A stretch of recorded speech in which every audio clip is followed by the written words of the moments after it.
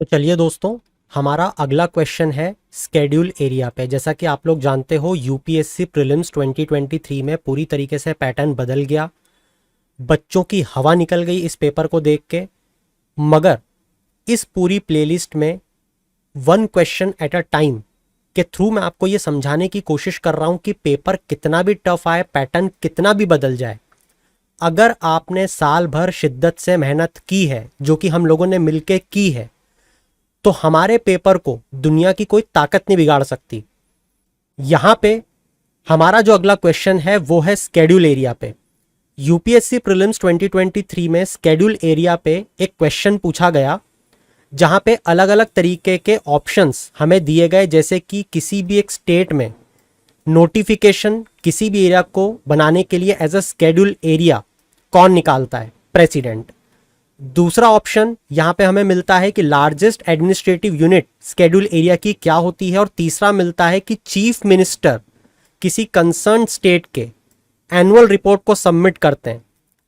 जब मैंने हमारे कंटेंट को देखा जिस पे हमने साल भर मेहनत की थी, तो मैंने ये देखा कि क्या अगर हम साल भर उन टॉपिक्स को रिवाइज करते जो हमने पढ़े हैं, तो क्या हम इस स्टैटिक क्वेश्चन को सॉल्व कर पाते, क्योंकि एक स्टैटिक टॉपिक है।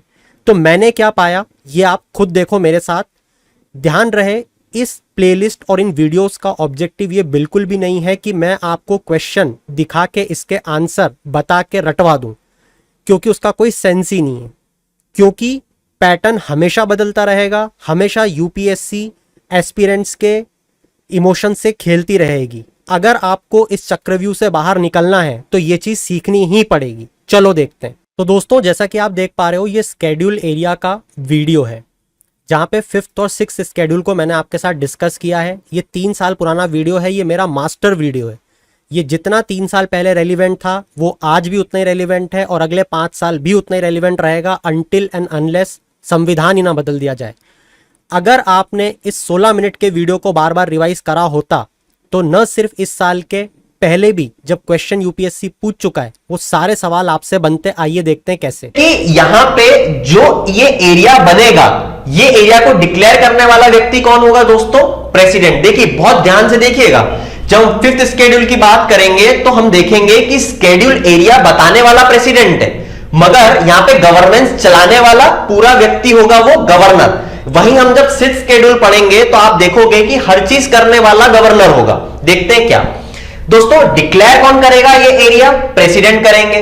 मैं और आपको एक चीज और बता दूं कि गवर्नर को रिपोर्ट भी सबमिट करना पड़ती है प्रेसिडेंट को, व्हेन एवर रिक्वायर्ड, और ईयरली बेसिस पे तो करना ही पड़ती है। तो ये इस तरीके से चेक भी हो जाता है। कोई भी सपना साकार करने के लिए सबसे जरूरी है सही कोच का होना। चुनिए बुद्धि IAS एकेडमी को और करे अपने यूपीएससी एंड PCS का सपना साकार। Download the app now.